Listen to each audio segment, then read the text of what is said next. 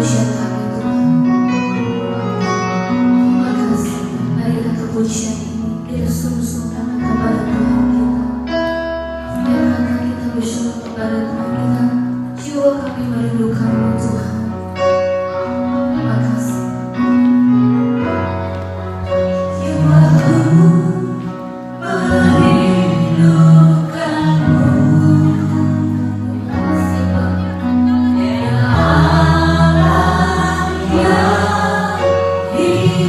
Jiwa kami haus pada Engkau Bapa.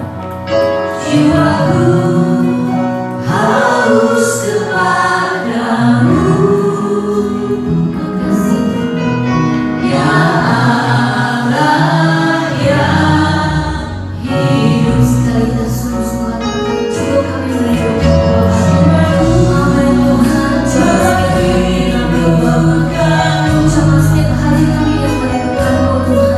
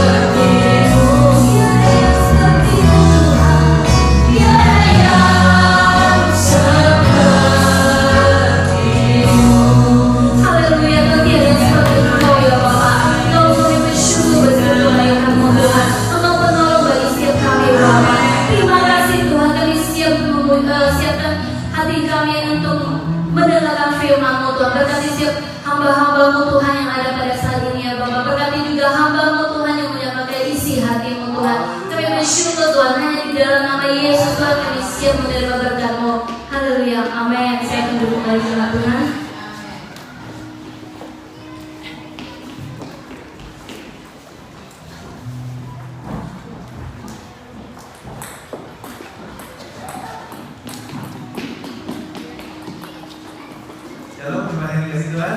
Apa kabar hari ini? Luar biasa. Siap mendengarkan firman Tuhan? Amin. Hari ini kita dibawa menyanyikan pujian-pujian, bersyukur, bersuka hari ini dijadikan Tuhan. Lalu kita diajak untuk menyembah Tuhan, kita diajak untuk menyanyikan pujian bahwa Dia yang seperti tahu Tuhan, karena kita tahu bahwa Tuhan kita tuh adalah Tuhan yang ajaib. Amin. Hari ini kita mau meneruskan satu serial selama bulan Oktober ini. Amanat saya mulai waktu pas di awal Oktober itu dengan amanat agung. Amanat agung itu adalah sesuatu yang harusnya kita kerjakan. Itu buat tiap-tiap orang tuh, bagi tiap-tiap orang percaya itu harusnya kita mengerjakan. Matius 28 ayat 19-20 berkata begini kan. Karena itu pergilah jadikanlah semua bangsa itu, baptislah mereka, ya kan, dalam nama Bapa, Anak dan Roh Kudus, lalu ajarlah mereka. Terus ketetapan-ketetapan yang telah kita Tuhan. Nah, anak agung. Jadi kalau apapun pekerjaan kita ya, apapun pekerjaan kita, saya pekerjaannya driver yang harus bisa mengerjakan amanat agung, driver yang harus bisa mengajarkan orang, driver yang harus bisa memuridkan orang, driver yang harus bisa membaptis orang. Itu driver yang dimana Tuhan minta untuk kita mengerjakan amanat agung. Sekarang saudara pekerjaannya apa? Ada yang pekerjaannya pemilik hotel, ada ya? Ada yang pekerjaannya apa ya? Ganti-ganti, lupa apa? Pokoknya apapun itu deh, apapun itu pekerjaannya. Saya adalah orang yang bekerja di bidang ini dan saya harus mengerjakan amanat agung. Saya harus membaptis orang, saya harus memuridkan orang, saya harus mengajar orang. Nah itu sebenarnya yang jadi tanggung jawab kita karena Tuhan masih mengizinkan kita hidup sampai hari ini. Artinya kita diminta Tuhan untuk masuk terus ke dalam panggilannya dan mengerjakan panggilannya. Gitu ya. Lalu yang minggu kedua, Pak Petrus memberikan sharing tentang ambassador of Christ. Kita ini utusan Tuhan ya. Kita ini adalah replikanya Tuhan sebenarnya. Kita ini merepresentasi akan dalam tanda petik kerajaan surga, perusahaan yang surga punya, produk-produk yang Tuhan punya, harusnya kita merepresentasikan gitu.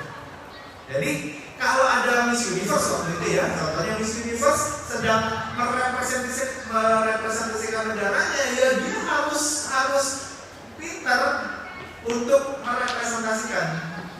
Jangan malah negaranya malah dijelek-jelekin dan sebagainya ya. Itu ambassador of Christ. Kalau saudara masih kepingin lihat ada di YouTube ya. JKIJ official ya. Lalu yang minggu yang lalu makanya sudah bercerita tentang magnetic Christian. Magnetic Christian artinya bahwa Tuhan Yesus di dalam hidup selama hidupnya itu selalu diikuti oleh orang-orang berbondong-bondong. Kenapa? Karena Tuhan itu punya daya magnet yang dimana kalau dia ngajar tuh banyak orang kepingin tahu. Walaupun ada juga kelompok orang yang kepingin tahu, kepingin cari celahnya di mana di waktu pas dia ngajar. Kelompok ahli waris dan ahli Taurat kepingin lihat salahnya di mana, kesalahannya di mana nih. Tapi dia tetap punya karisma untuk apa ya? Jadi person yang punya magnetik. Jadi nyedot orang-orang untuk melihat, nyedot orang-orang untuk pengen tahu gitu. Nah kita diharapkan oleh Tuhan juga diajarkan selama beberapa minggu ini untuk juga harus punya loh. Saya pernah baca dulu kan zaman-zamannya suka lihat motivasi lah, seminar lah, dan lain sebagainya. Semua buku-buku soal motivasi, soal leadership, soal macam-macam itu semua dibeliin loh, bacain gitu kan. Ada satu buku yang menarik begini, setiap orang itu punya pengaruh at least pada 250 orang di sekitarnya. Entah itu introvert person, entah itu extrovert person malah lebih banyak. Tapi minimal at least satu orang itu punya 250 orang sekelilingnya dia yang sebenarnya bisa punya potensi untuk dipengaruhi. Nah, kita tuh harus jadi orang seperti itu tuh, magnetic Christian. Sehingga waktu pas kita share firman Tuhan, kita share teladan hidup kita, orang-orang bisa melihat Kristus yang adalah Tuhan yang luar biasa. Itu minggu ketiga ya. Lalu hari ini kita mau belajar tentang seperti Kristus. Ya, yang namanya saksi-saksi Kristus kan serialnya adalah serial tentang saksi Kristus nih. Jadi kita mesti menjadi seperti Kristus. Gak bisa kalau kita saksi Kristus, tapi kita nggak jadi saksi Kristus, nggak bisa. Nggak seperti Kristus, nggak bisa. Nah kita mau lihat. Saya hari ini cuma mau ambil dua prinsip yang sebenarnya Tuhan Yesus terus-menerus kerjakan di dalam kehidupannya. Ya. Seperti Kristus, hari ini adalah tema kita di minggu ini. Oke, langsung pada poin aja ya. Langsung ada 2 poin supaya kita bisa apa? Dalam cepat gitu. Pertama adalah Tuhan Yesus itu tidak pernah merugikan orang lain. Pernah nggak sih selama hidupnya Tuhan Yesus merugikan orang lain?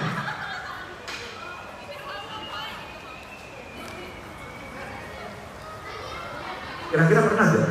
Dari seluruh rangkaian di dalam Alkitab mulai dari Kejadian sampai Wahyu, kira-kira Tuhan, Bapa kita, Allah kita itu pernah gak kira-kira dia merugikan orang lain ya? Kalaupun ada orang-orang yang harus dimarahi oleh Tuhan, ingat Kejadian di Bait Allah, ada ahli-ahli Farisi dan ahli Taurat yang harus ditegur dengan keras. Kira-kira itu tegurannya itu merugikan orang lain atau enggak ya? Kira-kira tegurannya itu mengandung apa ya? Keinginannya dia untuk menjatuhkan orang lain atau enggak ya? Saya rasa enggak begitu ya. Karena Tuhan kita pasti tidak pernah merugikan orang lain. Keinginannya dia adalah semua orang mengenal kebenaran. Keinginannya dia adalah semua orang supaya hidup bisa sesuai dengan standar kerajaan Allah, standar apa yang Tuhan mau gitu, sehingga orang-orang itu bisa menjadi saksi Kristus. Kalau ada teguran, kalau ada hardikan, kalau ada apa ya, misalnya Tuhan Yesus pernah berkata begini, iblis menyala daripada waktu itu dia lagi ngomong sama murid-muridnya. Itu kira-kira dia lagi nyebut muridnya iblis apa enggak sih? Enggak sebenarnya. Karena memang dari konteks itu memang Tuhan lagi ngomong bahwa iblis akan menguasai hidupnya dia, makanya dia bisa jawab seperti itu. Tuhan itu tidak pernah merugikan orang lain. Buat kita selalu yang benar ya. Amin. Yeremia 29 ayat 11 berkata begini, sebab aku ingin mengetahui rancangan-rancangan apa yang ada padaku mengenai kamu. Demikianlah firman Tuhan, yaitu rancangan damai sejahtera dan bukan rancangan kecelakaan, untuk memberikan kepadamu hari depan yang penuh dengan harapan. Setiap rancangan Tuhan yang Tuhan taruh dalam hidup kita, setiap desain Tuhan yang Tuhan taruh, yang Tuhan buat dalam hidup kita, itu pasti mendatangkan rancangan yang damai sejahtera dan bukan rancangan kecelakaan. Dan hari depan kita akan penuh dengan harapan kalau kita mengikuti setiap rancangan Tuhan. Karena Tuhan gak punya yang jahat, Tuhan gak punya yang jelek. Stoknya dia selalu yang bagus, stoknya dia selalu yang bagus, storage-nya dia selalu yang bagus. Dia gak punya hal yang jahat sedikit pun gak ada dalam hidupnya. Sehingga ada kemungkinan dia untuk memberikan kepada kita hal yang jelek itu gak punya. Kenapa? Karena storage-nya gak punya yang jelek. Make sense ya?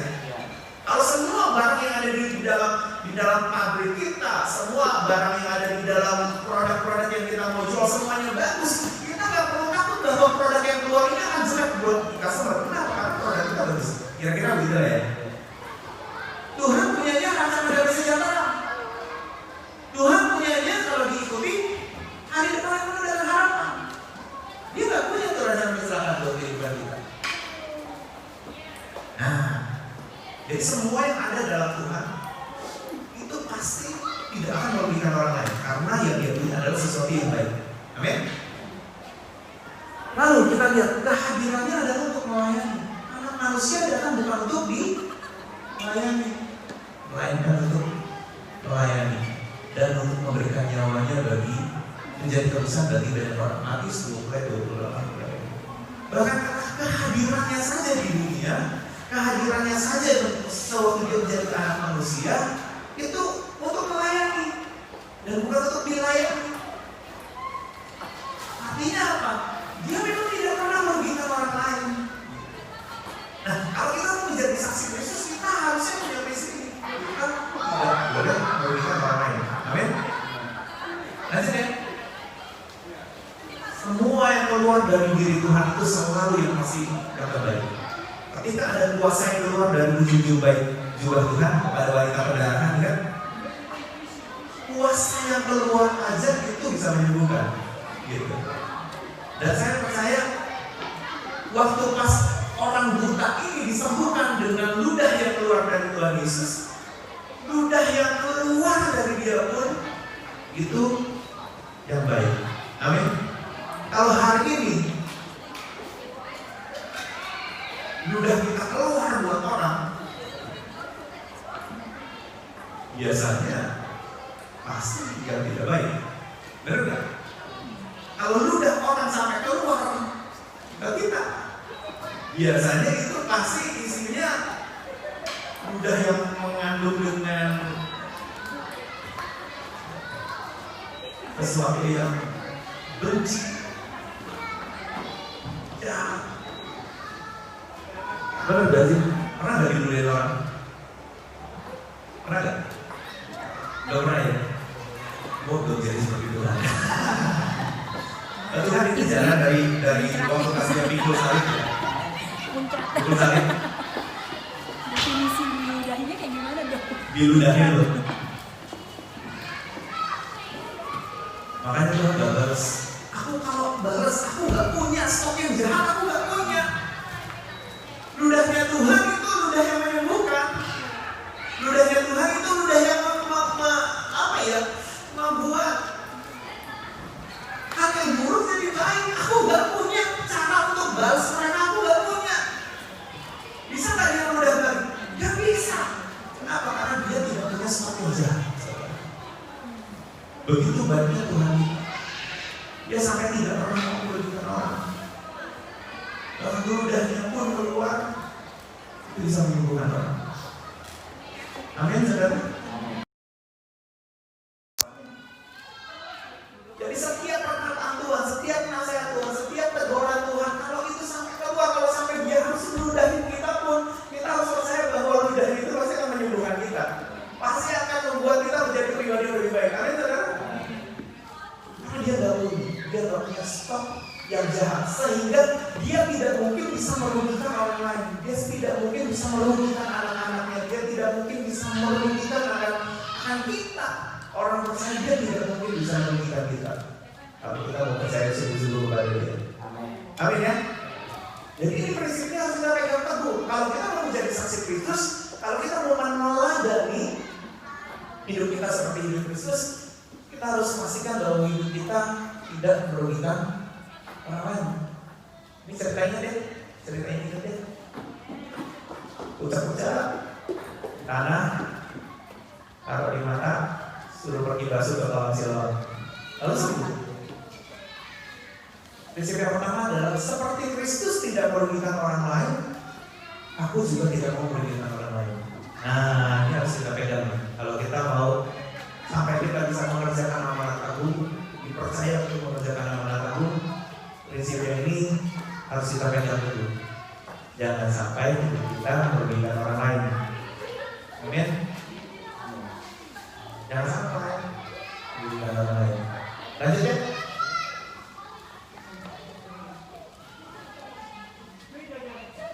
Sakeus begitu ketemu Tuhan,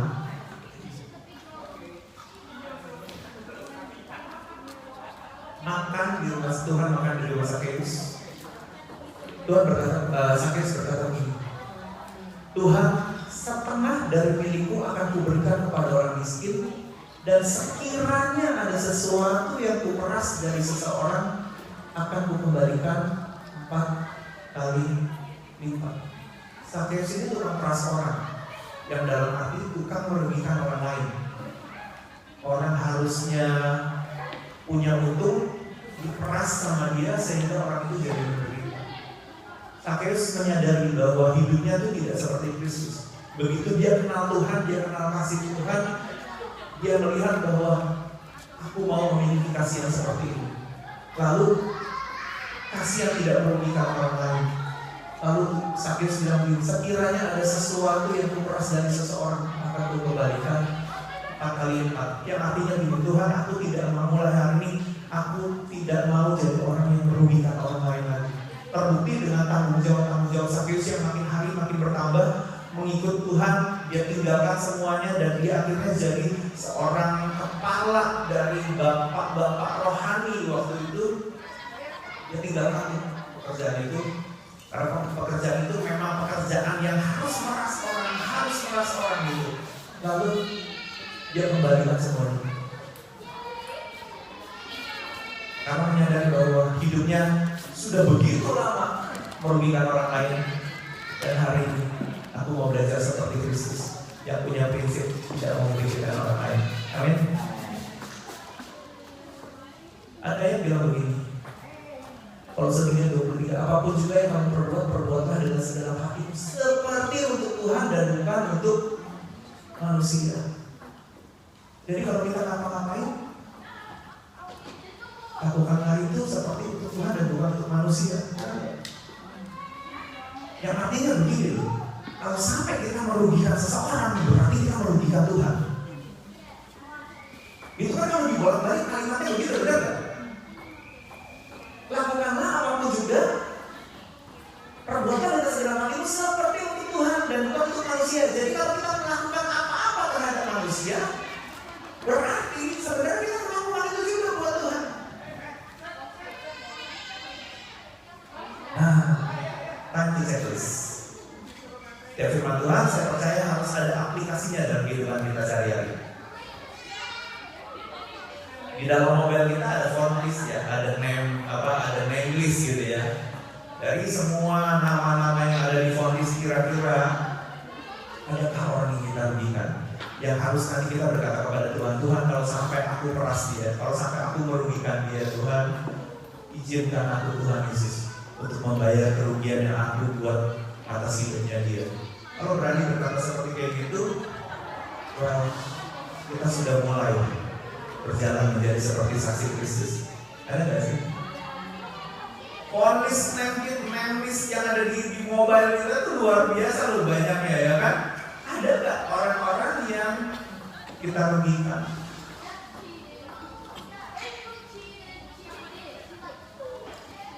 Oh ini nih, yang paling enak dikerjain dia nih, paling gampang ngambil duitnya dia itu dia tuh. Gampang banget, dia gak pernah ngecek saldonya, dia gak pernah for your information. Saya kalau ngajar yang bagian transfer, saudara, ada orang kan transfer sebulan gitu. Saya gak pernah ngecek dia transfer, dia bayar apa enggak, saya gak pernah ngecek. For your information. Jadi kalau sampai ada orang yang mau ngambil duit saya lewat ngajar, bayar sebulan aja. Karena saya nggak cek.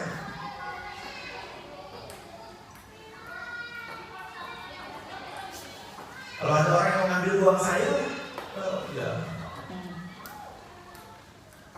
apa juga. Ada nggak ya nama-nama yang kita rugikan?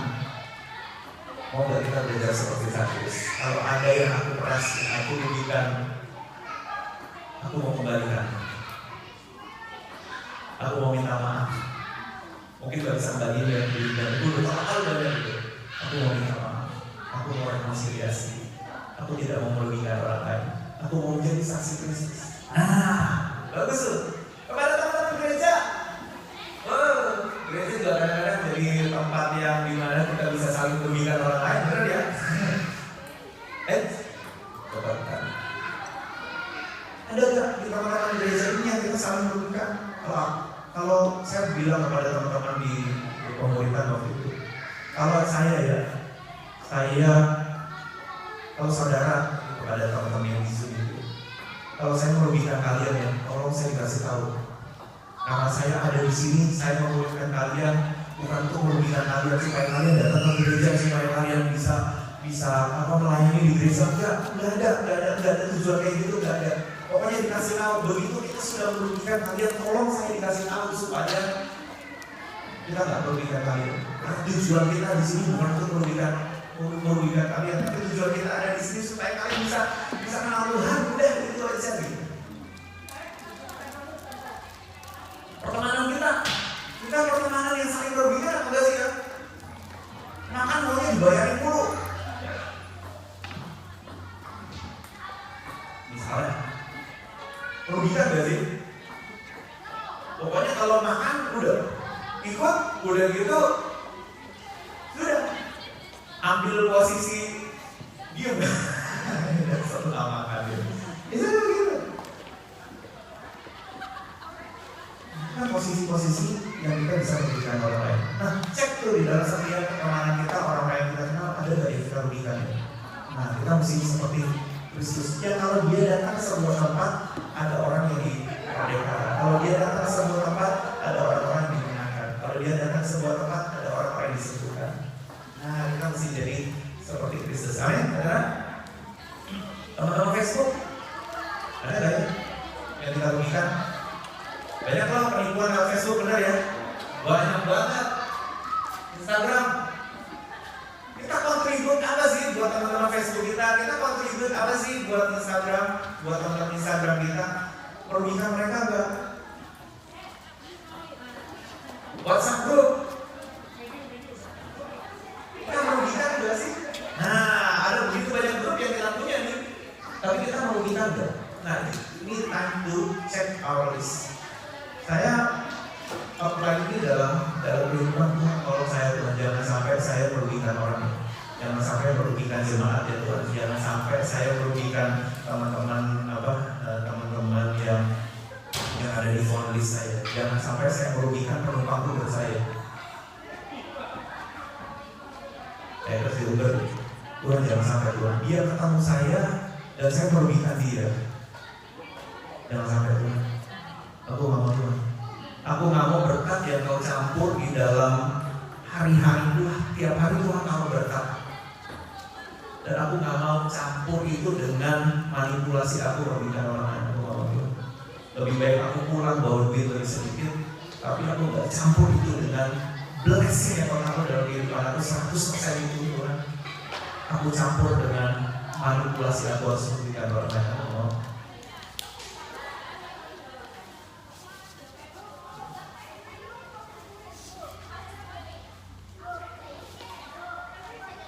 Karena satu hari saya agak mau diomelin sama orang, karena harus lewat 2 tol ya, lewat ini, lewat Prosidit tol. Ya kenapa mesti lewat situ? Saya bilang, saya sudah tanya tol, kamu mau lewat tol? Mau. Lalu dia bilang, iya mau, tapi ini bukan jalan yang biasanya dia lalui. Saya bilang, saya nggak tahu, ya pokoknya yang saya tahu adalah saya sudah tanya kamu mau bayar tol atau enggak. Saya ada di sini bukan buat merugikan kamu, nggak ada poinnya. Saya lewat tol, yang ngambil duit tolnya pemerintah bukan ke saya. Saya bilang, what's the point? Saya bilang, lalu kamu marahin saya, uangnya hari ke pemerintah. Poinnya apa? Saya bilang, saya mesti khusus lewatin tol, dan akhirnya duitnya juga lari ke pemerintah. Saya bilang, poinnya apa? Saya mesti gitu.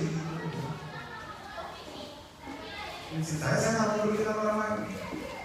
Dan kalau ada orang yang bintangnya jelek pun, kalau harus saya terima, saya bilang, kalau lu ketemu gua pun ya, saya nggak bisa kasih kamu uang. Definitely saya nggak mau kasih dia uang, bener ya? Orang saya pergi cari duit, bener gak sih? Ya sama saya nggak bisa kasih duit. Tapi minimal ya, lu ketemu gua aja yang bintang lu naik, rating lu naik, kenapa saya selalu kasih bintang lu? Karena saya mau dalam prinsip, saya nggak mau ya orang ketemu saya, orang jadi rugi gara-gara saya. Nah, itu cara-cara yang saya terapkan. Jadi kalau bisa ya di dalam setiap hal dalam hidup kita, setiap keberadaan kita tidak merugikan orang lain. Gitu. Karena Tuhan kita tidak pernah merugikan orang lain. Amin, saudara. Lalu yang kedua, kebenaran. Nah, Tuhan kita itu cuma punya yang benar, nggak punya yang salah. Benar nggak? Setiap keputusan Tuhan itu selalu benar dan nggak pernah salah. Makanya sepanjang orang itu terus-menerus mengikuti keputusan Tuhan, dia pasti akan terus-menerus jalan di dalam kebenaran, terus-menerus hidup di dalam kebenaran. Oke, kita lanjut dulu deh. Yohanes 14 ayat 6 berkata gini, akulah jalan dan kebenaran dan hidup. Dia itu punya jalan, dia itu yang benar, dia itu yang hidup. Kalau mau hidup, ikuti jalannya, ikuti kebenarannya gitu rasanya. Karena dia adalah kebenarannya. Nah, saksi-saksi Kristus adalah orang yang berani untuk hidup di dalam kebenaran, seperti Kristus yang terus-menerus berjalan di dalam kebenaran. 3 Yohanes 44 ayat 3-4 berkata begini, sebab aku sangat bersukacita ketika beberapa saudara datang dan memberi kesaksian tentang hidupmu dalam kebenaran, sebab memang engkau hidup dalam kebenaran. Bagiku tidak ada sukacita yang lebih besar daripada mendengar bahwa anak-anakku hidup dalam kebenaran. Keinginan Rasul Paulus adalah ketika orang-orang yang dia bina, dia mentoring, dia didik, jemaat-jemaat yang dia bangun adalah ketika anak-anaknya hidup dalam kebenaran. Orang-orang yang dia pimpin hidup dalam kebenaran. Udah itu sukacita aja gitu. Karena memang harusnya seperti begitu kalau mau menjadi saksi Kristus. Begitu banyak ayat yang saya tahu di sini. Selalu mengatakan kebenaran. Ngomong itu stok yang ada di hati kita gimana sih? Masih sanggup gak sih kita? Kan itu ada level ya, ada tingkatan. Selalu mengatakan kebenaran. Kira-kira kita bisa nggak ya, seperti Kristus untuk selalu mengatakan kebenaran?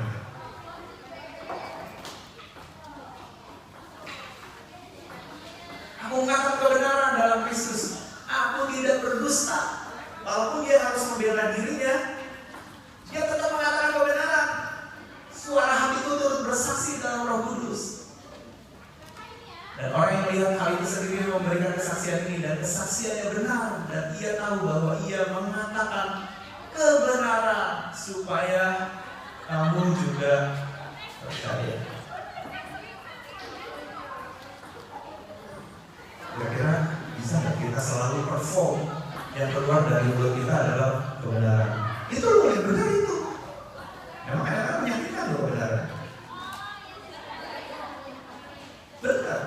Tapi bisa nggak kita perform setiap hal yang keluar dari mulut kita adalah kebenaran? Habis ngapain? Kerja. Padahal bukan kerja. Habis ngapain? Oh, telepon. Padahal yang lain. Saya suka bilang sama anak-anak saya, kalau ngomong, kalau ngelakuin bilang iya. Kalau nggak ngelakuin nggak usah bilang, jangan bilang ngelakuin. Pokoknya yang dikerjain apa itu aja itu ngomongin gitu. Kenapa? Saya kepingin juga anak-anak saya hidup di dalam kehidupan. Kalau ngomong aja. Kalau ada resiko nanti akan jadi lebih besar masalahnya, nggak apa-apa. Yang penting ngomong kebenaran dulu deh. Gitu. Ya, lanjut dulu ya. Selalu melakukan kebenaran. Nah, Roma 14:18 bilang ini, kamu telah diperdekakan dari dosa dan menjadi hamba kebenaran. Tanyanya adalah apakah kita benar-benar sungguh-sungguh diperdekakan dari dosa sehingga kita menjadi hamba kebenaran.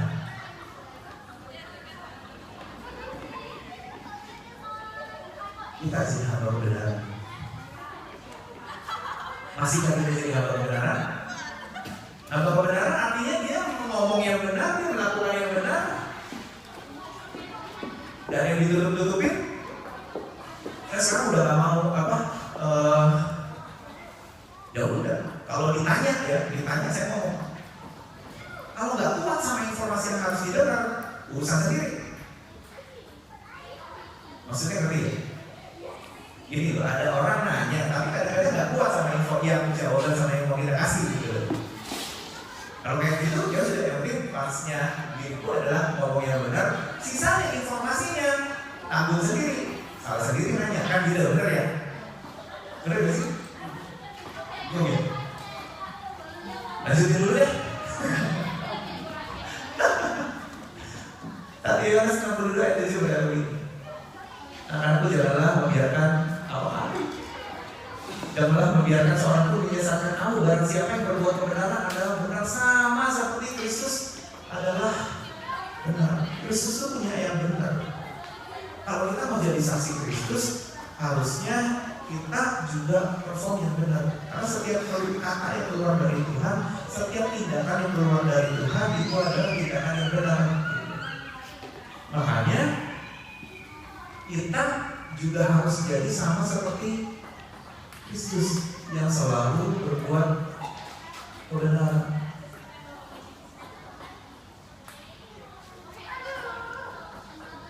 Yang dilakukan yang benar, tapi kadang-kadang kita manusia masih terus belajar, masih kadang-kadang bisa bikin salah. Gak apa-apa, diperbaiki sehingga satu hari nanti di case yang itu kita nggak salah lagi. Tapi minimal kita memperjuangkan untuk melakukan yang benar karena kita ini hamba kebenaran.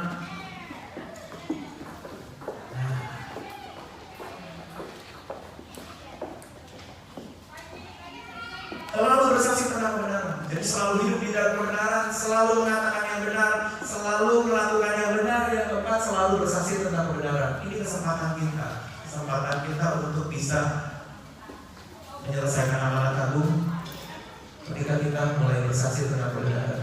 Maka kata Pilatus kepadanya, jadi engkau adalah raja? Jawab Yesus, engkau mengatakan bahwa aku adalah raja.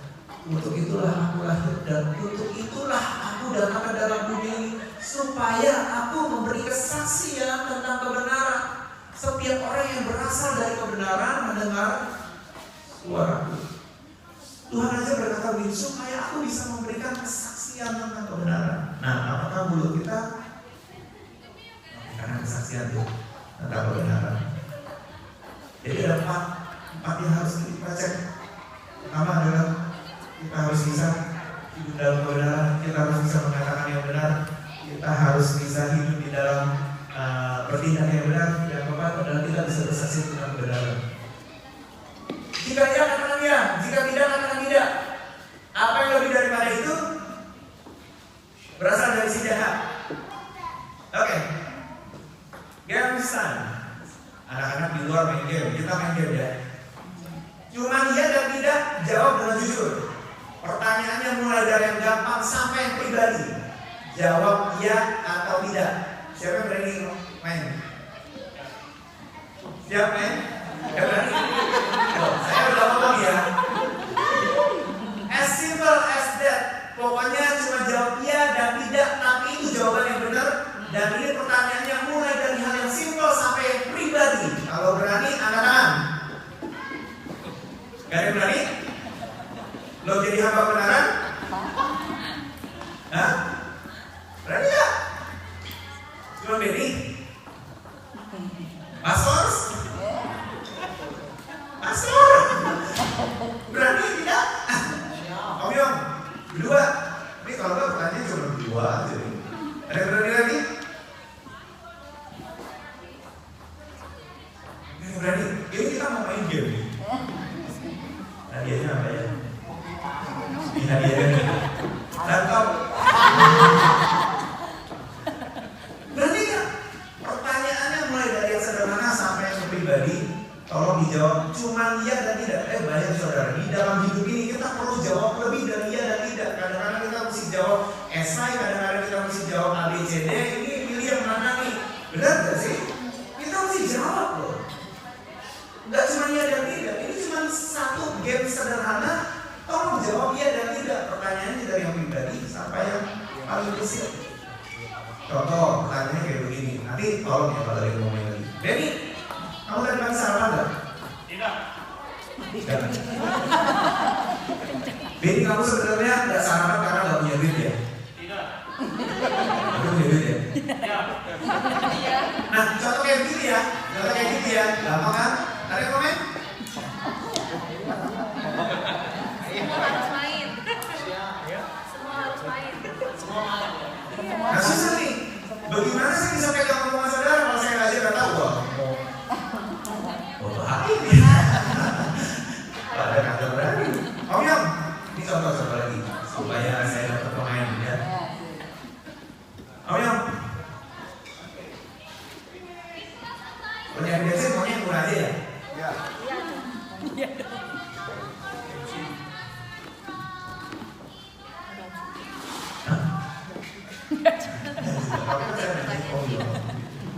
Kan ada teman-teman di Uber itu selalu kasih informasi apa bensin murah di sini gitu, semua pada ke situ. Kan lumayan, bedanya lumayan. Oke, pertanyaan buat Om Yong lagi. Om Yong, tadi waktu pas datang ke sini pakai acara ngomel dulu? Enggak. Nah, ini udah mulai muncul sedikit ya. Gak apa-apa ya. Bukan buat mempermalukan, tapi ini loh. Kalau kita hamba kebenaran yang kita omongin, ya benar. Karena waktu pas kita memuridkan orang mesti lihat bahwa kita ngomong yang benar. Benar gak sih? Waktu kita mau baptis orang mesti tahu bahwa kita sedang melakukan yang benar. Waktu kita lagi mau ngajarin orang mesti lihat bahwa kita lagi ngajarin yang benar. Kalau enggak, bagaimana kita mau nyelesain amal kamu? Benar gak sih? Oke, Om Yong lagi pertanyaan. Om, kemarin kenapa Om? Oh, kemarin kenapa berarti jawabannya bukan ya dan tidak. Sorry, salah. Om, kemarin gak datang setup alat musik kan Om males apa? Tidak. Berarti ada kerjaan yang lain? Ya. Nah, itu kan pertanyaan. Gampang ya jawabnya cuma iya dan tidak, benar ya? Oke, Benny lagi. Ini saya minta tolong yang lain dong. Ben, itu martabak sebenarnya enak apa sih Ben? Mau makan. Ya udah makan martabak saya angkat tangan. Ayo.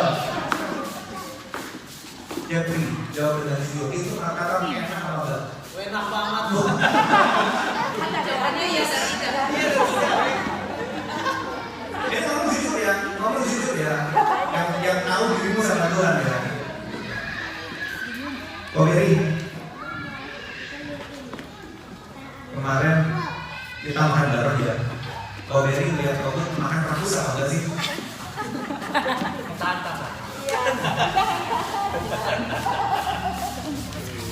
Saudara, setiap pertanyaan, setiap jawaban kita harus dikonsider sebagai jawaban yang orang lain bisa mempercayai kehidupan kita lebih lagi. Kenapa? Karena setiap pernyataan yang keluar dari Kristus itu membuat kita semakin bisa mempercayai Dia. Itu membuat kita semakin bisa menghargai Dia bahwa Dia adalah Tuhan yang benar dan Dia konsisten selalu benar. Makanya kita harus jadi saksi Kristus, kita harus jadi hamba kebenaran. Ayo, ada yang mau angkat lagi? Sedikit biar lagi dan kita selesai. Yohanes, pribadi gak apa ya? Kita baru kenal sebulan lebih, 2 bulan lebih, gak apa ya? Langsung begini ya. Yohanes, bos kamu baik gak sih? Yohanes, gaji kamu berapa? Jangan. Gaji kamu di atas 1.000. Yohanes, masih tidur kebanyakan gak? Tidak.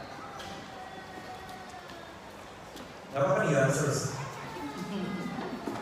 Ini bukan buat menjelekan, tapi gini, saya mau juga Yohanes bisa menjadi orang yang mulutnya bisa dipercaya sehingga nanti Yohanes bisa membaptis orang, sehingga Yohanes nanti bisa mengajarkan orang, sehingga nanti Yohanes bisa membantu orang. Karena itu tujuan Yohanes, tujuan Yesus bagi Yohanes. Yohanes,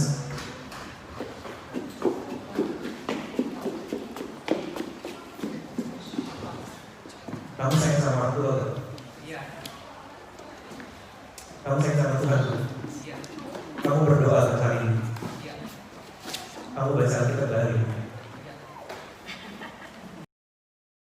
Jujur, karena setiap apa yang keluar dari mulut kita bisa jadi perkataan yang membangun orang, bisa jadi perkataan yang sia-sia. Dan Tuhan minta kita supaya kita nggak perform lagi perkataan yang sia-sia dan kita mengerjakan perkataan yang membangun orang, sehingga nanti satu hari nanti kita bisa benar-benar dipercaya sama orang, sehingga nanti satu hari nanti kita bisa mengerjakan yang agung, jadi saksi-saksi Kristus, gitu ya. Benny,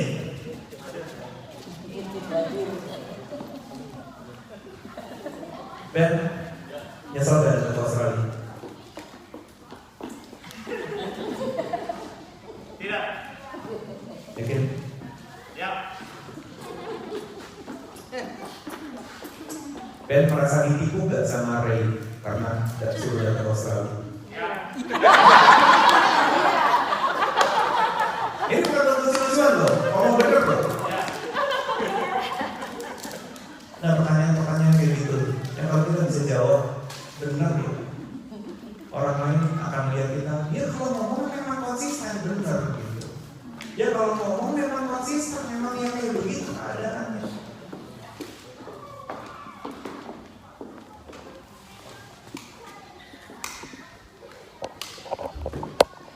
Ben pernah mau pergi-pergi nggak ngajak saya ya? Ya. Ben pernah nyembunyiin informasi yang sebenarnya saya perlu dengar gak? Tidak. Om Yong pernah main di belakang saya gak? Tidak. Tidak. Om pernah curiga gak sama saya? Tidak. Yohanes, nyesel gak dimuridkan? Tidak. Pernah jengkel gak sama saya waktu pas nanya Yohanes mau dimuridin dari? Tidak. Saudara, pertanyaan-pertanyaan kayak begini kita perlu jawab dengan jujur. Ngapain sih bohong, benar gak sih? Nah, Tuhan Yesus juga gak pernah. Kenapa? Karena dia gak punya stok yang bohong, dia gak punya storage yang bohong, dan dia gak bisa keluarin yang bohong. Makanya tadi saya bilang, ketika orang-orang meludahi dia gak bisa balas. Karena dia gak punya ludah yang kotor, dia gak punya ludah yang najis, dia gak punya ludah yang kejam, dia gak punya ludah yang iri hati, dia gak punya ludah yang benci, gak punya. Yang dia punya adalah ludah yang menyembuhkan. Itu maksudnya.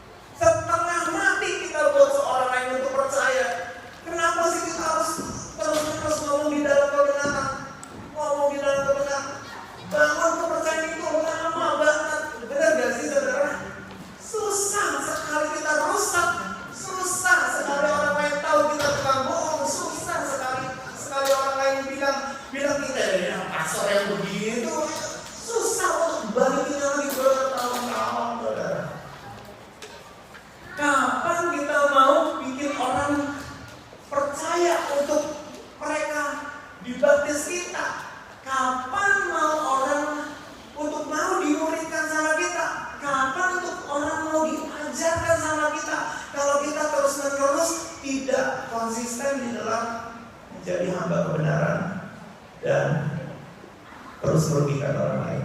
Amin, saudara. Semoga firman Tuhan hari ini bisa menguatkan kita.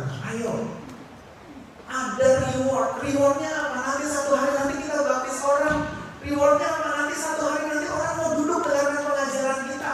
Rewardnya apa? Satu hari nanti orang mau dimuridkan sama kita. Rewardnya apa? Nanti satu hari nanti sorga akan bersorak-sorai. Kenapa? Karena kita konsisten bawa orang untuk dibaptis. Kita konsisten untuk memuridkan orang. Kita konsisten untuk mengajarkan orang.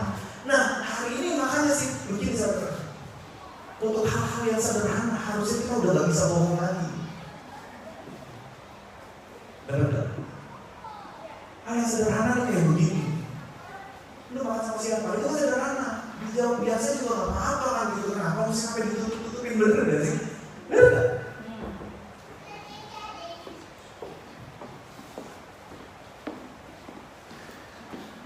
Iya benar. Ketika kita menjadi hamba kebenaran, kita punya potensi untuk bisa mengerjakan amanat agung. Nah, itu poin yang mau di share. Hopefully, serial menjadi saksi Kristus ini bisa ditutup dengan pengertian bahwa oh ya Tuhan, aku mengerjakan ini karena aku tahu aku harus menyelesaikan amanat agung dalam hidupku. Dan untuk bisa sampai ke tahap itu, aku harus bisa terus konsisten ngomong kebenaran. Aku harus bisa terus tidak merugikan orang lain. Di dalam pertemanan ini, tolong kami diberitahu kalau kami merugikan kalian. Kalau keluarga saya merugikan kalian, tolong kami diberitahu. Supaya kalian bisa percaya bahwa kami lagi berjuang supaya bisa baptis jiwa lagi. Kami lagi berjuang supaya bisa save more marriage. Kami lagi berjuang supaya bisa save more soul. Kami lagi berjuang supaya kami bisa save more lives. Kami lagi berjuang.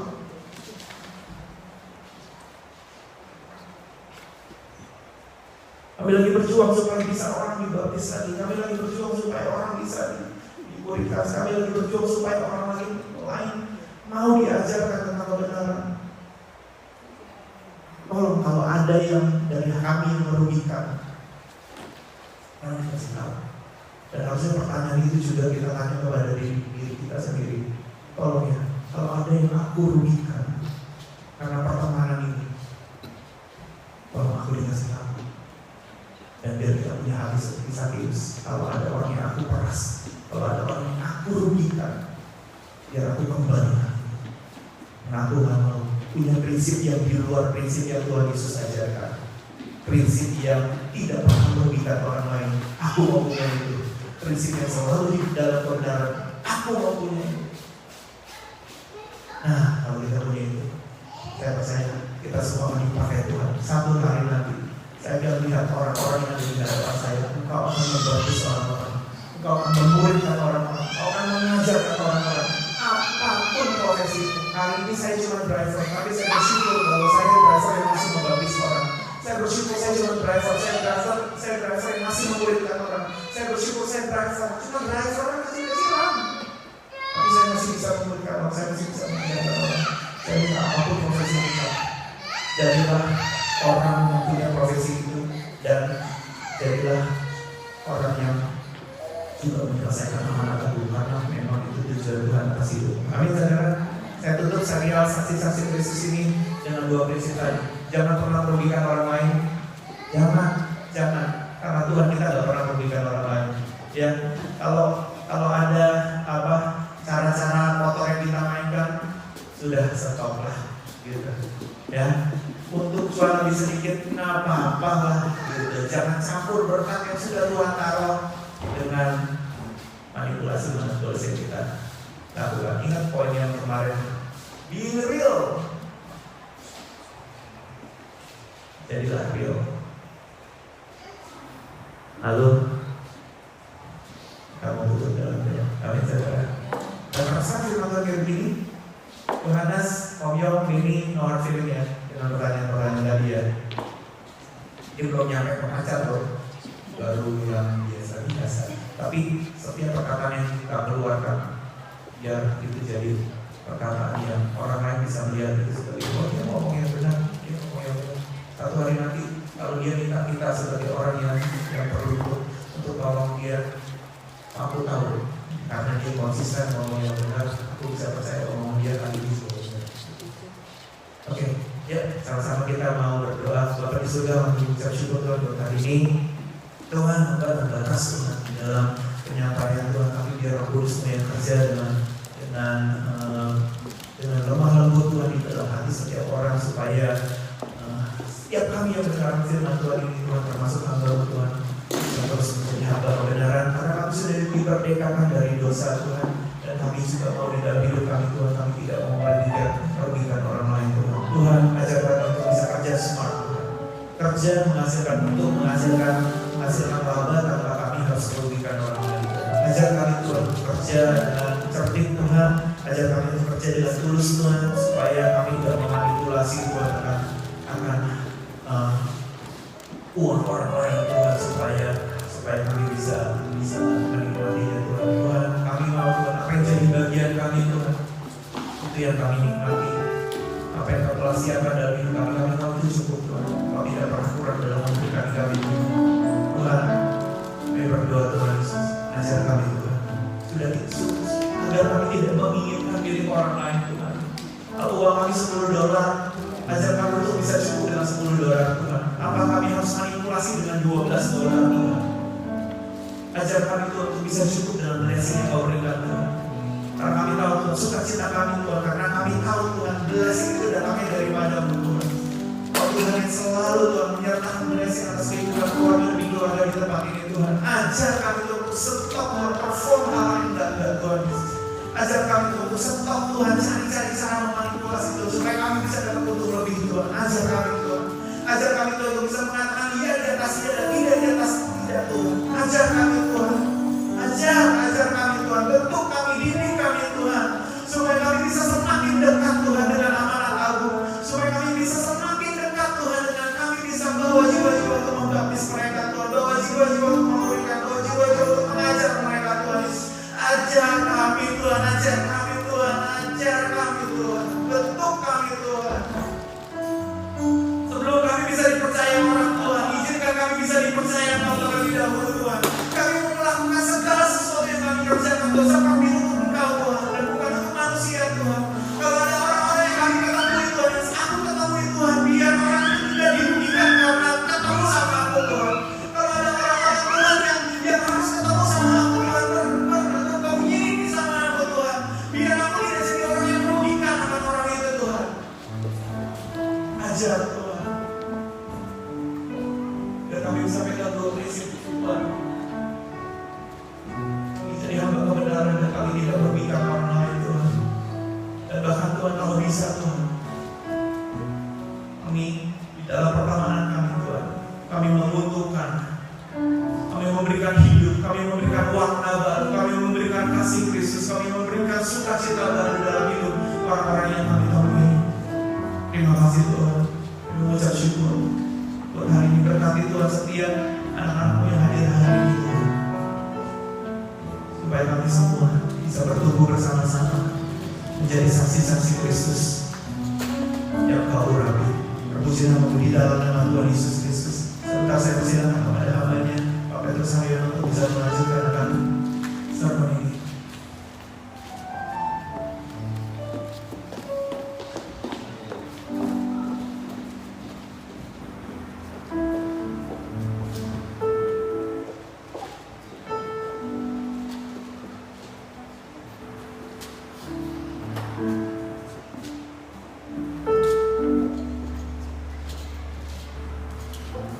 Kami bersyukur kepada-Mu ya Tuhan. Sungguh baik dalam setiap kehidupan kami, terus memimpin kami setiap minggu, setiap bulan, untuk membawa kami menjadi semakin dewasa di dalam kehidupan rohani kami. Dan mengizinkan setiap kami menyelesaikan tahun ini, tahun di mana kami menjadi orang-orang yang mature di dalam kehidupan rohani kami. kami bagi pada akhir dalam kehidupan kami. Boleh menjadikan setiap kami menjadi anak-anak Tuhan yang menjadi berkat buat yang lain. Terpuji nama di dalam nama Yesus kami berdoa. Haleluya. Semua kita berkata amin. Siapa yang sudah diberkati Tuhan, beri apresiasi yang paling baik buat namanya. Puji Tuhan. Hari ini sedikit agak terganggu mungkin konsentrasi saudara karena kita memberikan kesempatan buat anak-anak Sunday School kita memulai mini event mereka. Jadi untuk mini event mereka akan diadakan kira-kira 5 atau 6 minggu ya, sampai nanti puncaknya mereka masuk di dalam Natal anak-anak sekolah minggu. Seberapa banyak di antara saudara yang terganggu dengan suara mereka? Katakan. Kalau iya, kalau tidak karena. Jadi saudara tidak terganggu. Kalau saudara tidak terganggu, lambaikan tangan saudara. Oke, mantap ya. Saya senang sekali. Walaupun ada badai hari kita apapun tidak terganggu untuk mencari Tuhan ya. Jadi minggu depan juga saudara pikirkan akan ada mini event buat mereka. Jadi saya rasa saudara terganggu untuk firman-firman yang disampaikan di depan ini. Baik Bapak Ibu yang dikasih Tuhan, tentunya kita mengucapkan banyak terima kasih kepada Pastor Iwan yang sudah memberkati kita sekalian hari ini. Haleluya. Rasul nanti akan ada online service jam 1.30 dan kemudian House of Sacrifice nanti ada onsite service dan juga mungkin online sekaligus jam 2 di tempat ini. Saya minta Bapak Ibu segera bisa bersama-sama mendoakan dan kemudian ikut ambil bagian bersama-sama. Mari kita akan siapkan persembahan kita di hadapan Tuhan. Kalau mau saudara gampang, saudara pakai untuk transfer saja. Tapi kalau saudara tidak terbiasa transfer, saudara siapkan persembahan kita sama-sama dan juga bisa bawa ke Tuhan. Mari kita akan berdoa bersama-sama. Haleluya. Terima kasih ya Tuhan, kau begitu baik buat kami. Saatnya kami akan membawa persembahan kami di hadapan kami kaum emas dan perak. Kau percayakan kepada anak-anak-Mu sehingga setiap kami boleh mengelola dengan baik dan menjadi berkat bagi pekerjaan Tuhan di tempat ini. Banyak hal yang kami bisa buat dengan uang kami ya Tuhan. Saat ini kami buka hati kami mau bawa persembahan finansial kami. Hamba berdoa tidak ada kemiskinan di tempat ini.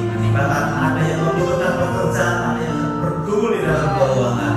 Tuhan membuka tingkap langit-Mu buat kami semua. Siapkan persembahan kami di dalam nama Tuhan Yesus Kristus. Haleluya. Amin. Hanya bersama berhati aku berlimpah-limpah. Kita berdiri bersama-sama selesai dengan ibadah kita.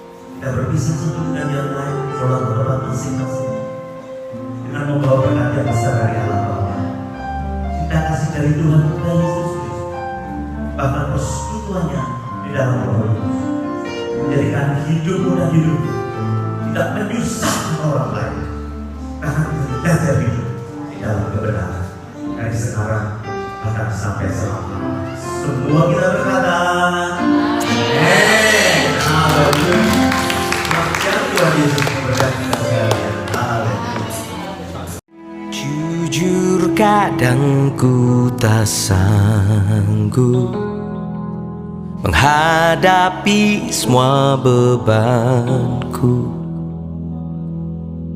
menantikan jawaban, menolak untuk menyerah. Ku tahu Kau Tuhan yang sanggup menolong dalam sesatku. Namun meskipun Kau belum, ku kan tetap menyembah-Mu. Ku kan bernyanyi sampai